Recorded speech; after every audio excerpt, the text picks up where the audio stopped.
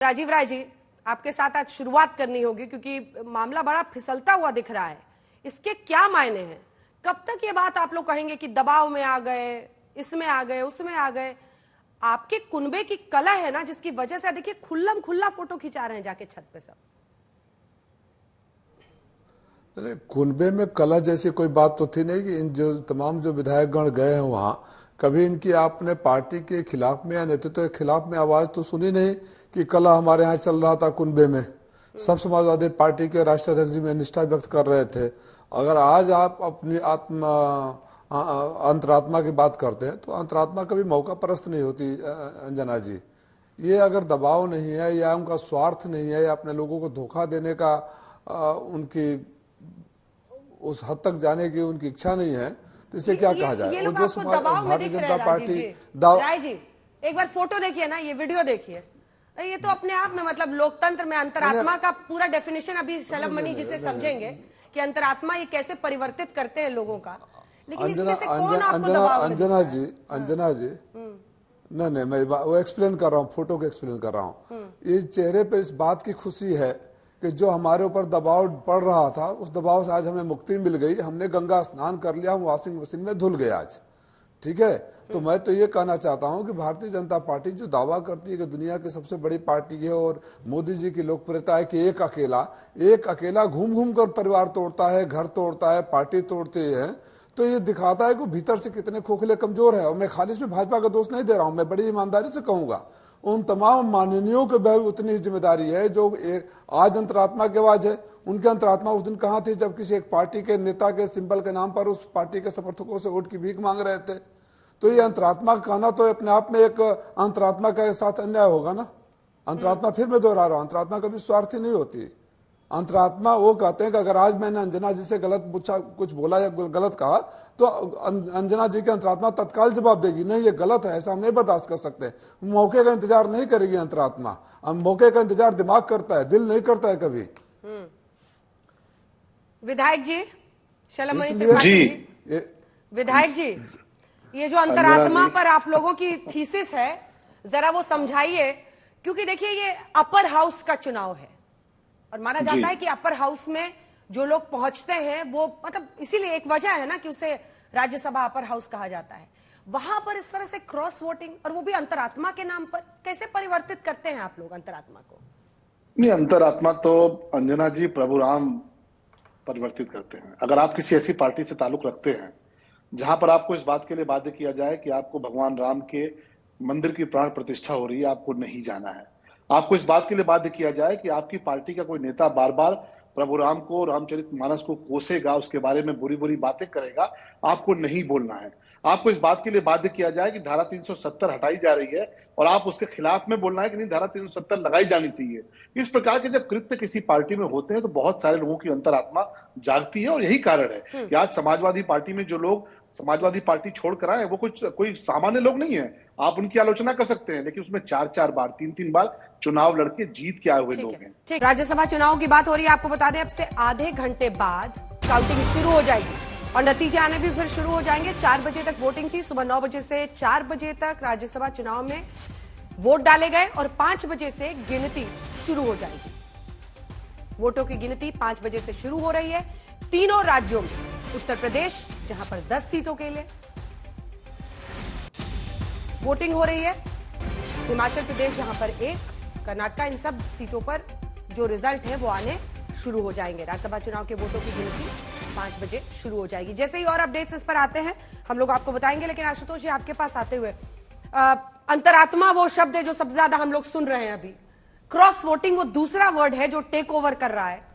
लेकिन ये सभी लोग सामने आकर खुलकर वोट कर रहे हैं। ऐसा नहीं है कि छिप छिप कर, ये यूपी वाले तो एकदम ही खुल्लम खुल्ला कर रहे हैं। लेकिन ये भी दिखाता है कि आज कांग्रेस में, हिमाचल प्रदेश में अगर संकट सरकार तक पहुंच रही है तो अपने अपने कुनबे को संभाल भी तो नहीं पा रहे हैं। सब दबाव में तो नहीं दिख रहे ज्यादा। देखिए इसके अब वो वहां खड़े होकर क्या मुस्कुरा रहे हैं, किस दबाव में, वो तो कोई नहीं बता पाएगा क्योंकि वो तो अंतरात्मा की बात है। तो अंतरात्मा शब्द का इस्तेमाल अब राजनीति में होना भी नहीं चाहिए। 2 चीजें, पहली बात तो ये कि ये दर्शाता है कि अभी भी जो विपक्षी दल है उन्होंने सबक नहीं लिया है कि अगर चुनाव होता है तो आपको जिस तरीके से मैनेजमेंट करना चाहिए, जिस तरीके से अपने विधायकों को कॉन्फिडेंस में लेना चाहिए, जिस तरीके से उनको बाकी लोगों से अलग करने की कोशिश करनी है, वो नहीं कर पा रहे, वो अभी भी नहीं कर पा रहे। मुझे लगता है हिमाचल प्रदेश तो बिल्कुल शॉकिंग है अपने आप में कि जहां भारतीय जनता पार्टी के पास 25 विधायक है और कांग्रेस के पास 40 विधायक है, उसके बावजूद भी अगर आप चुनाव वहां हारने की स्थिति पैदा होती है और 9 विधायक अगर क्रॉस वोट करते हैं तो इसका मतलब आपने कुछ सीखा ही नहीं कि भारतीय जनता पार्टी किस तरीके की पॉलिटिक्स। हालांकि एक राइडर दे दे भी रिजल्ट नहीं आए हैं अभी, जो माना जा रहा है, जो सूत्रों से खबर आ रही है उसी पर हम लोग उसी के आधार पे अगर तो 40 विधायकों वाली सरकार अगर अपने विधायकों को नहीं संभाल पा रही है, उत्तर प्रदेश के अंदर अगर आप देखिए कि अखिलेश यादव क्यों नहीं अपने विधायकों को संभाल पा रहे हैं, तो जाहिर सी बात है बीजेपी का दबाव होगा उनके ऊपर। तमाम तरीके के दबाव काम करते हैं और अलग अलग तरीके के दबाव काम करते हैं, लेकिन अगर आपके विधायक आपसे छिटक रहे हैं तो कहीं ना कहीं आपकी भी जिम्मेदारी बनती है कि आप क्यों नहीं अपने विधायकों को संभाल पाते हैं और क्यों आपके विधायक छिटक जाते हैं। और यह भी बड़ा अद्भुत बात है, 7 विधायक की जरूरत होगी तो 7 ही विधायक छिटकेंगे, या 9 विधायक की जरूरत होगी तो 9 ही विधायक छिटकेंगे। हालांकि क्रॉस वोटिंग करने के बाद उनको लगभग 8 चाहिए थे लेकिन 9 छिटके। हाँ, ये बड़ा जबरदस्त मैनेजमेंट, 10 नहीं होंगे या 12 नहीं होंगे या 36 नहीं होंगे या 2। बीजेपी दफ्तर में जश्न की तैयारी हो गई है लखनऊ में, और अब बारी है शलभ मणि जी की। शलभ मणि जी, तो अभी जब ये भगवान राम और राज्यसभा चुनाव में आप अनूठा रिश्ता, लेकिन उससे पहले एक बार जल्दी से अब चलते हैं अभिषेक के पास, हमारे रिपोर्टर जुड़ गए हैं। अभिषेक, जश्न की तैयारी शुरू हो रही है, इसके बाद अजय उपाध्याय के पास चलेंगे, प्रवक्ता कांग्रेस पार्टी के जुड़ गए। अभिषेक। बिल्कुल अंजना, बीजेपी दफ्तर जो कि ठीक सामने है विधान भवन के, वहां पर जश्न की तैयारी अभी से ही शुरू हो चुकी है। बीजेपी लगभग ये मान चुकी है कि 8वां प्रत्याशी जीत रहा है और उसकी वजह भी है कि 8 वोट क्रॉस वोट हुए हैं बीजेपी की तरफ। एक महाराजी देवी जो कि गायत्री प्रजापति की पत्नी हैं वो अनुपस्थित रहीं और बसपा के एक विधायक ने बीजेपी के पक्ष में वोट किया है। हालांकि ये भी है चर्चा कि ओम प्रकाश राजभर के एक विधायक ने क्रॉस वोटिंग की है और उन्होंने सपा को वोट दिया है। तो कुल मिलाकर के बीजेपी पूरी तरीके से कॉन्फिडेंस में है कि वो 8वां सीट भी जीत रही है और ये उनके चेहरे से दिखाई भी दे रहा है। तो ये 7 का नहीं 8 वाला जश्न है जो वहां पर मनने वाला है। बने रहिए वहां से अभिषेक, जैसे ही होता है कुछ इशारा कीजिएगा, फौरन आपका रुख करेंगे। अब असल थीसिस समझते हैं ना शलभ मणि जी से। त्रिपाठी जी बताइए, ये जो भगवान राम और राज्यसभा चुनाव में आपने एक अनूठा रिश्ता बताया वो भी समझाइए, और ये 8 वाला जश्न है। बिल्कुल, आप मुझे थोड़ा समय देंगे तो जरूर समझाऊंगा। अभी देखिए, विधानसभा के भीतर भगवान राम के मंदिर को लेकर धन्यवाद प्रस्ताव आया, उसमें समाजवादी पार्टी अकेली पार्टी थी जिनके 14 विधायकों ने इस प्रस्ताव का विरोध किया। और जब मैंने इसको लेकर सवाल उठाया कि इन 14 लोगों के नाम सार्वजनिक तो करिए ताकि उनके क्षेत्र के लोग जाने कि इन्होंने भगवान राम के खिलाफ वोट किया है, तो इन्हीं के पार्टी के एक विधायक है स्वामी ओमवेश, उन्होंने अपना नाम वापस ले लिया और कहा कि नहीं, हम भगवान राम के खिलाफ वोट नहीं कर सकते, और विधानसभा के भीतर उन्होंने अपना नाम वापस लिया। ये कारण होता है। पूजा पाल को आप कह रही हैं, पूजा पाल के पति की हत्या हुई थी प्रयाग के भीतर, माननीय आशुतोष जी जानते हैं। राजू पाल उनके पति थे, विधायक थे, दिन दहाड़े उनकी गोलियों से भूनकर हत्या की थी। और किसने की थी? अतीक अहमद और उनके जो भाई अशरफ, ये लोग उस घटना में शामिल थे। आज पूजा पाल को ये समझ में नहीं आता है क्या कि जिस पार्टी के साथ वो आज आई हैं वही पार्टी है जिसने अतीक के पूरे गैंग का सफाया किया। और अतीक किस पार्टी में थे? समाजवादी पार्टी में थे जब पूजा पाल के पति की हत्या हुई थी। तो पूजा पाल की अंतरात्मा क्यों नहीं जगेगी? उनके पति की हत्या समाजवादी पार्टी के सांसद कराते हैं, विधायक कराते हैं, और उनको न्याय कौन दिलाता है? माननीय प्रधानमंत्री जी और माननीय मुख्यमंत्री जी के नेतृत्व में भारतीय जनता पार्टी की सरकार दिलाती है। तो आज पूजा पाल जी की अंतरात्मा क्यों नहीं जगेगी?